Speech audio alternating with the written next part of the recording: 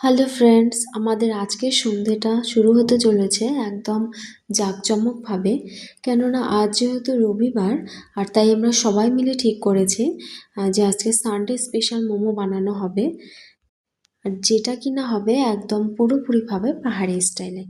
আর আমাদের সঙ্গে রয়েছে এক নেপালি দিদি, যার বাড়ি পাহাড়ে। সে ভীষণ ভালোভাবে মোমো বানাতে পারে।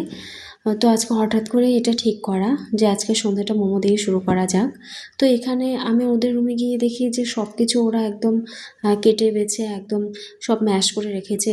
এখানে আবার পুরের জন্য সব কিছু দিয়ে একদম মশলা টশলা সব কিছু দিয়ে এই জিনিসটা পুরো একদম মাখানো হয়েছে, মিক্সড করা হয়েছে সব কিছু। এখানে অনেক কিছুই দেওয়া ছিল। তো আমি তো ওগুলো বেশিরভাগটা জানি না, কেননা আমি যেতে যেতে ওদের অলরেডি অনেক কিছুই হয়ে গেছিলো। আর এখানে মোমো প্রায় শিক দেওয়া শেষ। এত সুন্দর করে মোমোটা বানাচ্ছিল, আমি শিখতে চাইছিলাম কিন্তু আমি পাচ্ছিলাম না, কেননা এতটাও সহজ মনে হচ্ছিল না আমার। আমি বারবার ভুল করছিলাম। আর ওই দিদিটা এত সুন্দরভাবে মোমো বানায়। এর আগেই আমি আরেকটা দিদির কাছ থেকে শুনেছি ভীষণ ভালো মোমো বানায়। তো আমি আজকে ফার্স্ট টাইম ট্রাই করব। আর এখানে এই যে দুই পুচকু, ওরা দুষ্টুমি করছে, খেলা করছিল। ওদেরকে যখনই আমি বললাম একটু ক্যামেরার সামনে আসো, ওরা কিছুতেই আসতে চাইলো না।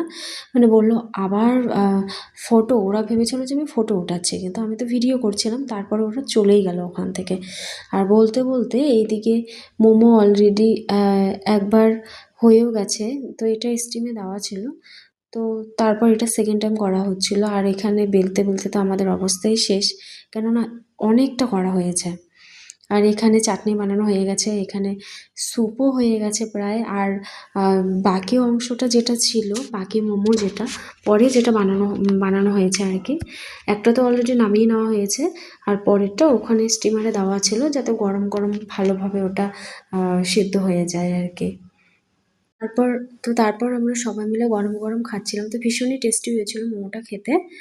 আর আজকে আমার ব্লগটা কেমন লাগলো অবশ্যই জানাবেন। আর ভিডিওটি ভালো লাগলে লাইক, শেয়ার এবং আমার এই চ্যানেলটিকে সাবস্ক্রাইব করে দেবেন।